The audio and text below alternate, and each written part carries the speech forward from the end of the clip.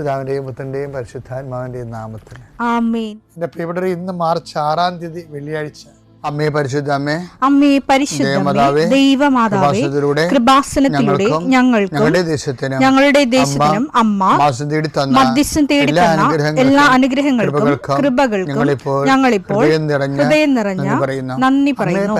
അമ്മേ പരിശുദ്ധമേ, ദൈവമാതാവേ, 2004 ഡിസംബർ 7 ഉച്ചകഴിഞ്ഞ് 2:30 കൃപാസനത്തിൽ സംഭവിച്ച അമ്മയുടെ പ്രത്യക്ഷപ്പെടലിനെ കുറിച്ച് സമർപ്പിച്ചിരിക്കുന്ന പഠനരേഖകളുടെ സഭാത്മകമായ പഠനം ആരംഭിക്കുവാൻ ഞങ്ങൾ പ്രാർത്ഥിക്കുന്നു. അമ്മേ പരിശുദ്ധമേ, ഭൂസ്വർലോകങ്ങളുടെ രാജ്ഞിയായ അങ്ങേയ്ക്ക് ഭൗമ സംരക്ഷണത്തിനായി പ്രപഞ്ചപ്രകൃതിയെ തന്നെ തിരുസഭ പ്രതിഷ്ഠിക്കുവാൻ ഈ പ്രത്യക്ഷീകരണം വഴി ഇടയാക്കണമേ. പരിശുദ്ധമേ, ജപമാല മാതാവേ, സകല കൃപാസനം പ്രാർത്ഥനയോടും ചേർത്ത് ഞങ്ങളിപ്പോൾ പ്രാർത്ഥിക്കുന്ന ഈ കുടുംബത്തിന്റെ പ്രത്യേക നിയോഗം പറ മക്കളെ.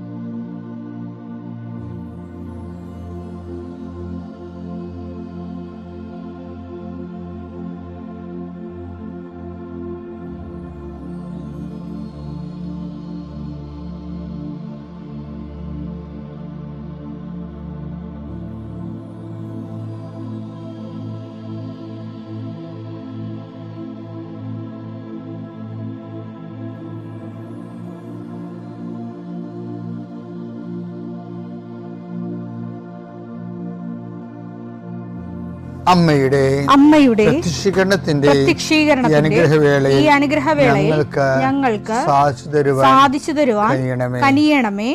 ആമേൻ. വിശ്വാസ പ്രമാണം. സർവശക്തനായ പിതാവും ആകാശത്തിന്റെയും ഭൂമിയുടെയും സൃഷ്ടാവുമായ ദൈവത്തിൽ ഞാൻ വിശ്വസിക്കുന്നു. അവിടുത്തെ ഏകപുത്രനും ഞങ്ങളുടെ കർത്താവുമായ ഈശോമിശിഹായിലും ഞാൻ വിശ്വസിക്കുന്നു.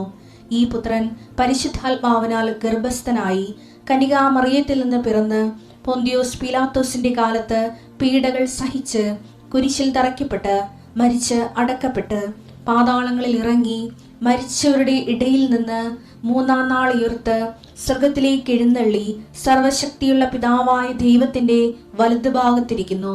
അവിടെ നിന്ന് ജീവിക്കുന്നവരെയും മരിച്ചവരെയും വിധിക്കുവാൻ വരുമെന്നും ഞാൻ വിശ്വസിക്കുന്നു. പരിശുദ്ധാത്മാവിലും ഞാൻ വിശ്വസിക്കുന്നു. വിശുദ്ധ കത്തോലിക്കാ സഭയിലും പുണ്യവാന്മാരുടെ ഐക്യത്തിലും പാപങ്ങളുടെ മോചനത്തിലും ശരീരത്തിന്റെ ഉയർപ്പിലും നിത്യമായ ജീവിതത്തിലും ഞാൻ വിശ്വസിക്കുന്നു. ആമേൻ. സ്വർഗ്ഗസ്ഥനായ ഞങ്ങളുടെ പിതാവേ, അങ്ങയുടെ നാമം പൂജിതമാകണമേ. അങ്ങയുടെ രാജ്യം വരണമേ. അങ്ങയുടെ തിരുമനസ് സ്വർഗത്തിലെ പോലെ ഭൂമിയിലും ആകണമേ. അന്നു വേണ്ടുന്ന ആഹാരം ഇന്ന് ഞങ്ങൾക്ക് തരണമേ. ഞങ്ങളോട് തെറ്റ് ചെയ്യുന്നവരോട് ഞങ്ങൾ ക്ഷമിക്കുന്നത് പോലെ ഞങ്ങളുടെ തെറ്റുകൾ ഞങ്ങളോടും ക്ഷമിക്കണമേ. ഞങ്ങളെ പ്രലോഭനത്തിൽ ഉൾപ്പെടുത്തരുതേ, തിന്മയിൽ ഞങ്ങൾ രക്ഷിക്കണമേ. ആമേൻ. നന്മ നിറഞ്ഞ മറിയമേ, സ്വസ്തി. കർത്താവ് അങ്ങയുടെ കൂടെ സ്ത്രീകളിൽ അങ്ങ് അനുഗ്രഹിക്കപ്പെട്ടവളാകുന്നു. അങ്ങയുടെ ഉദരത്തിൻ ഫലമായി ഈശോ അനുഗ്രഹിക്കപ്പെട്ടവനാകുന്നു. പരിശുദ്ധ മറിയമേ, തമ്പുരാന്റെ അമ്മേ, പാപികളായ ഞങ്ങൾക്ക് വേണ്ടി ഇപ്പോഴും ഞങ്ങളുടെ മരണസമയത്തും തമ്പുരാനോട് അപേക്ഷിക്കണമേ. ആമേൻ. കർത്താവേ, നിന്റെ ഉന്നതമായ നാമത്തിന് സ്വസ്ഥം ചെയ്യുന്നു. കർത്താവേ, നിന്റെ വിശുദ്ധ പൗരോഹിത്യത്തെ മഹത്വപ്പെടുത്തണമേ. കർത്താവേ, സഭയിലുള്ള സാന്നിധ്യം പ്രകടമാക്കണമേ. കഴിഞ്ഞ ദിവസങ്ങളിൽ ഒരു മോള് പറഞ്ഞു സാക്ഷ്യം പറയുമ്പോൾ അച്ഛൻ്റെ പ്രാർത്ഥന കൂടാതെ ഞങ്ങൾ പുറത്തിറങ്ങാറില്ലെന്ന്. അപ്പം അങ്ങനെ ആയിരക്കണക്കിന് മനുഷ്യരല്ലേ ഈ പ്രാർത്ഥന കേൾക്കുന്നത്. ഞാൻ അവരെല്ലാം ഇപ്പോൾ സമയത്ത് ഓർക്കുകയാണ്. ഈ പ്രാർത്ഥന കാത്തിരുന്ന് ശിരസമിച്ച് ആശീർവാദം സ്വീകരിച്ചുകൊണ്ട് കർത്താവിൻ്റെ നാമത്തിൽ നീ പോകുന്നിടത്തില്ല, I will come with you wherever you go. നീ പോകുന്നിടത്തില്ല, നിന്നോടുകൂടി ഞാൻ ഉണ്ടാകുന്ന അള്ളിച്ച കർത്താവിൻ്റെ വാഗ്ദാന പ്രകാരം ദൈവവേദനെ നിന്റെ ഉച്ചയും മൂർത്താവിൽ കർത്താവ് ചുംബിക്കുകയും തൻ്റെ അണിപ്പെടുതാകുന്ന അത്ഭുതകരം കൊണ്ട് നിന്റെ കൈകളെ കർത്താവ് ഷേക്ക് ഹാൻഡ് ചെയ്യുകയും നിനക്ക് കർത്താവ് ആശംസകൾ നേർന്നുകൊണ്ട് നിന്റെ ജീവിത വഴികളിൽ നീ എവിടെ പോയാലും ആരെ കണ്ടാലും അവിടെ എല്ലാം കർത്താവ് നിറഞ്ഞു നിൽക്കാനും മാതാവിൻ്റെ മധ്യസ്ഥം നിനക്ക് ലഭിക്കാനിടയാക്കണമെന്ന് പ്രാർത്ഥിക്കുന്നു. കുഞ്ഞുങ്ങൾ എഴുതാൻ പോകുന്ന പരീക്ഷകളുടെ മേൽ അച്ഛൻ പ്രാർത്ഥിക്കുന്നു. അവർക്ക് കൂടെ പാടുള്ള വിഷയങ്ങൾ കുഞ്ഞുങ്ങൾ പരീക്ഷയ്ക്ക് വരുമ്പോൾ, എന്നെ കാണാൻ വരുമ്പോൾ എൻ്റെ ചെവി പറയും മാത്സ് പാടാണ്, ഇംഗ്ലീഷ് പാടാണ്, അത് കുറേ വിഷയങ്ങൾ പറയും. അപ്പം അവർക്ക് പേടിച്ചിട്ടാണ് അവർ പറയണത്. അങ്ങനെ പേടിയുള്ള കുഞ്ഞുങ്ങളെ ഞാൻ അമ്മയ്ക്ക് ഏൽപ്പിക്കുകയാണ് ഇപ്പോഴേ. അമ്മേ, അവിടെ കഴിവിനേക്കാൾ ഉപരി അവിടെ അമ്മയുടെ പ്രത്യേക അനുഗ്രഹം കൊണ്ട് കുഞ്ഞുങ്ങൾ ആ കടമ്പുകളെല്ലാം കടന്നു വരാൻ അവരെ അനുഗ്രഹിക്കണം.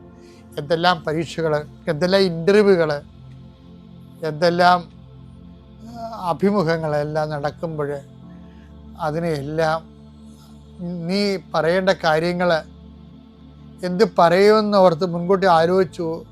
അത് ഉത്കണ്ഠപ്പെടേണ്ട, നീ പറയേണ്ടത് എന്താണെന്ന് ആ സമയത്ത് അറിവ് നൽകുന്നവർ. എത്ര ഇൻ്റർവ്യൂ ആണ് കർത്താവേ, ഒന്നും ചോദിക്കാതെ വിടുകയും അതേസമയം ജോലി കൊടുക്കുകയും ചോദിക്കുമെന്ന് ഓർത്ത് ഭയപ്പെട്ട ചോദ്യത്തെ ചോദ്യകർത്താവ് വിഴുങ്ങിക്കളയുകയും നിന്നെ രക്ഷിക്കുകയും ചെയ്യുന്ന നിൻ്റെ ദൈവത്തിൻ്റെ സാന്നിധ്യം നിൻ്റെ കൂടെ ഉണ്ടാവട്ടെ. കർത്താവേ, വലിയ യാത്ര പോകുന്നവരെ ആശീർവദിക്കുന്ന ഈശോയെ, അവർ കയറുന്ന വിമാനം, ഇപ്പം നടക്കുന്ന യുദ്ധങ്ങൾ എത്രയും വേഗം അവസാനിച്ച് ലോകം സമാധാനപൂർണ്ണമാക്കണം കർത്താവ്. യുദ്ധം ചെയ്യുന്നവരറിയുന്നില്ല.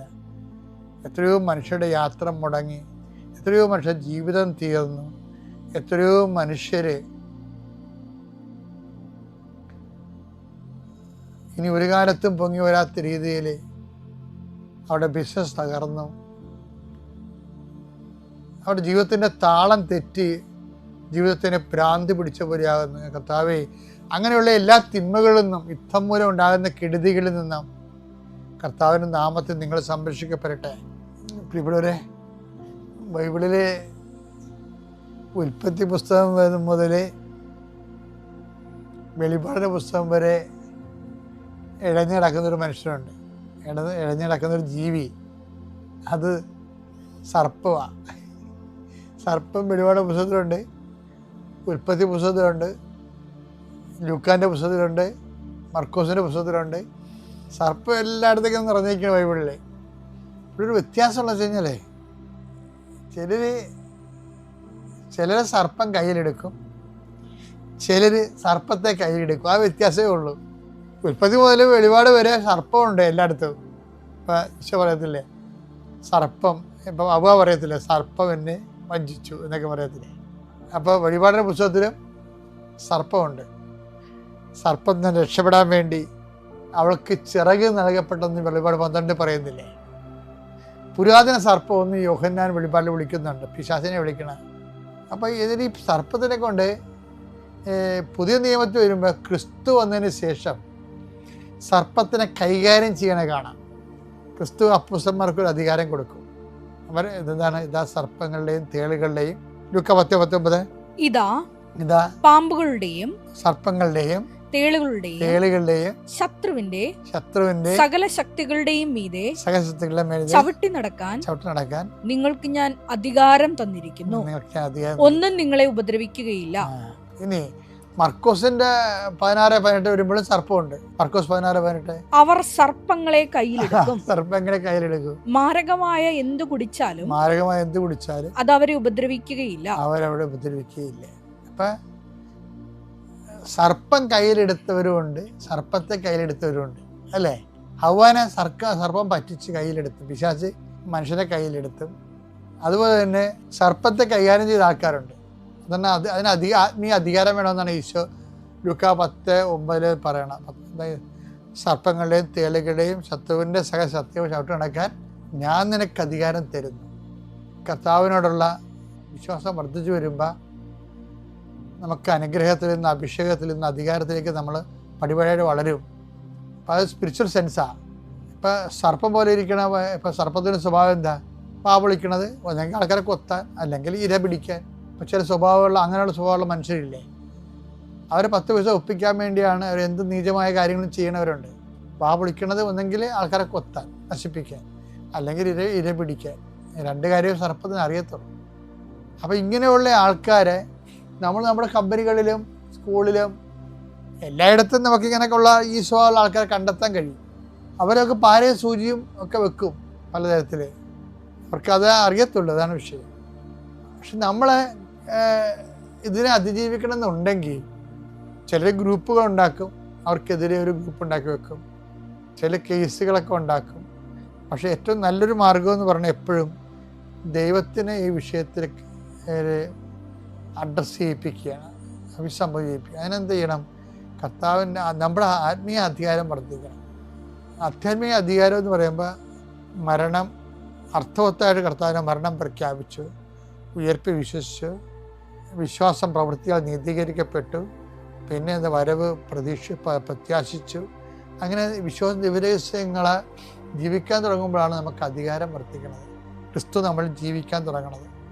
അധികാരം വർദ്ധിക്കണമെന്ന് നമുക്ക് അധികാരം തരികയില്ല, ഒരു സർട്ടിഫിക്കറ്റ് തരികയില്ല, മറിച്ച് ഒരു അപ്പോയിൻമെൻറ്റും അല്ലത്.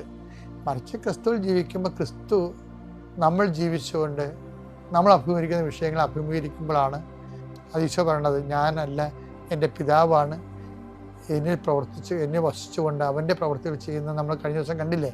അങ്ങനെ വരും.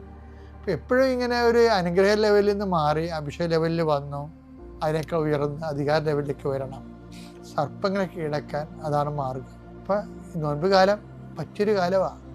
അതായത് ക്രിസ്തുവിൻ്റെ പീഡാനുഭവത്തോട് നമ്മൾ മനസ്സായി യോജിച്ച് ജീവിതം കൊണ്ട് അതിനകത്ത് നിക്ഷേപിച്ച് കഴിയുമ്പോൾ ജീവിതത്തിന് കിട്ടുന്ന ഒരു ക്രിസ്തു വസിക്കുന്ന ഒരു സ്വാഭാവിക ശക്തി കിട്ടും.